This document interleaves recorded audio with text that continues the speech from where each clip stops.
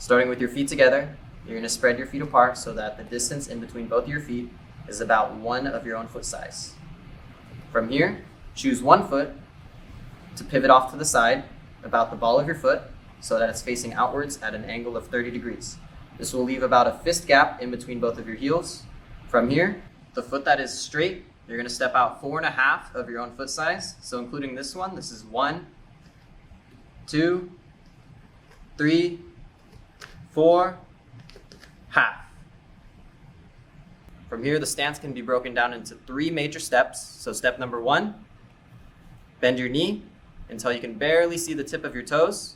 Step number 2, completely straighten your back leg and ensure that your foot is turned off to the side at a 30-degree angle and your heel is completely down on the ground. And step number 3, your upper body is facing forward. So some of the major mistakes I tend to see with some of my students can be broken down into those 3 steps I explained earlier.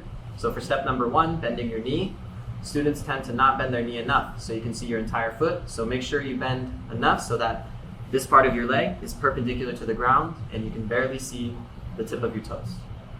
Another common mistake is that your back leg is not completely straight or your back foot is turned too much forward. This causes your heel to raise up. So in order to fix that, straighten out your back leg completely and make sure your foot is turned outward at a 30-degree angle. This will help you put your heel down. The final mistake is that everything is all right with your lower body, but your upper body is not facing straight. So make sure you square your shoulders up, belt knot is facing forward, and your entire upper body is facing the direction you're traveling.